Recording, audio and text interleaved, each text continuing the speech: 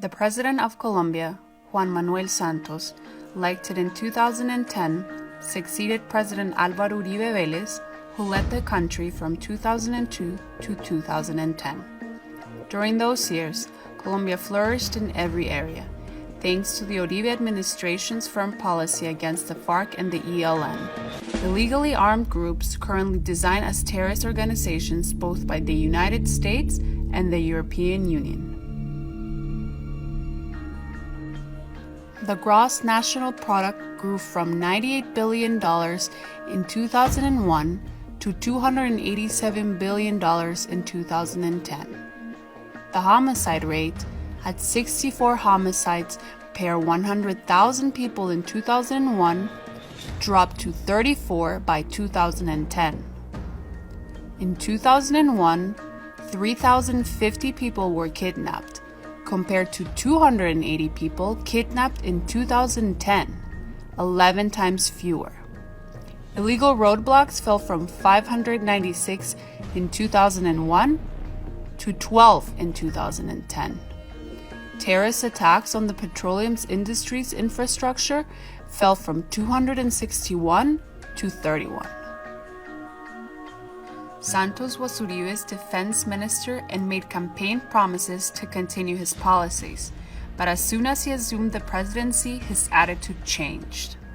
He met instead with Venezuelan dictator Hugo Chavez and allied himself with Cuba's totalitarian regime and its satellites in the region. Santos' betrayal of the electorate continued, and he initiated so-called peace negotiations with the narco-terrorist group FARC, which have only served to strengthen the terrorist organization. In 2010, there were 1,335 reported cases of extortion. By 2013, they rose to 4,805.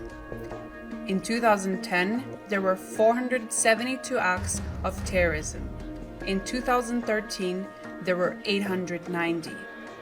There were 31 attacks on the petroleum industry's infrastructure in 2010. In 2013, there were 259.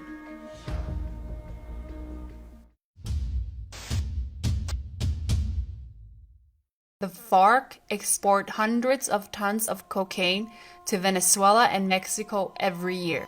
Their partners in the Sinaloa and other cartels transport the cocaine to the United States and to Africa, where it is exchanged for weapons with Al-Qaeda and distributed throughout Europe.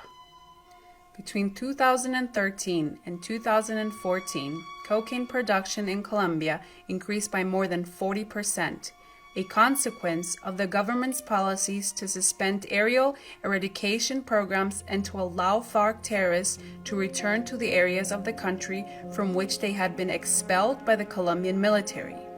Meanwhile, their drug-generated fortunes are being laundered through the so-called peace talks being held in Havana. Santos has done away with the government's division of powers. The Justice Department and the courts have become agents of the presidency, used to judicially persecute Santos' critics and rivals. This is the case, for example, with Ricardo Puentes Melo, a journalist currently persecuted for having uncovered judicial fraud. Every significant politician allied with Uribe, as well as Uribe's own family, has been a victim of judicial persecution. Many have been imprisoned, others are in exile.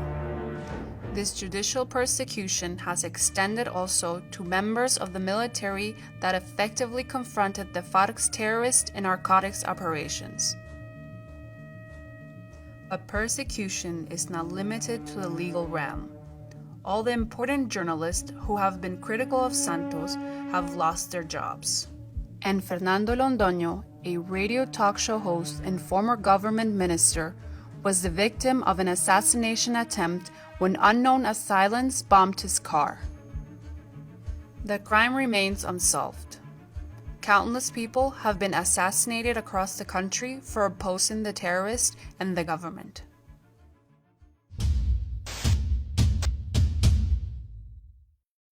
This so-called peace is the triumph of those who have recruited tens of thousands of children into their ranks by force, who have systematically raped and used girls as sex slaves and then forced them to abort, who have maimed thousands of innocent people with landmines, who have assassinated some 200,000 people, who have kidnapped 16,000 people, and who have destroyed the environment, bombing petroleum infrastructure in order to extort oil companies.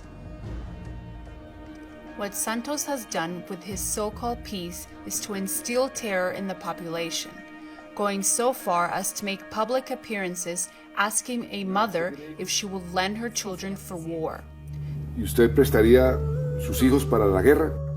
Through Santos' definition of peace, it can be said that the Colombian government has become an element of a criminal organization.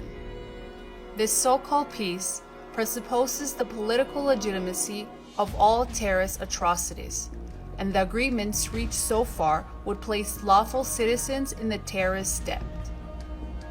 The only possible outcome of the negotiation is the seizing of power by the FARC, adding the strategically placed country to the cocaine empire of Cuba's Castro brothers and Venezuela's Nicolás Maduro.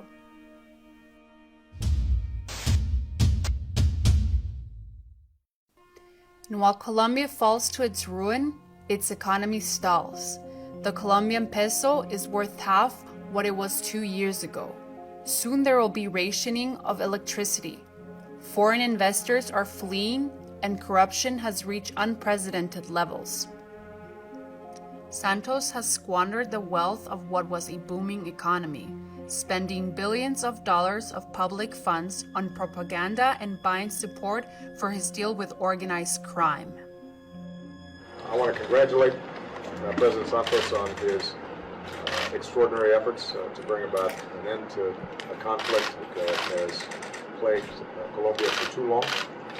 The United States is very proud to support that effort.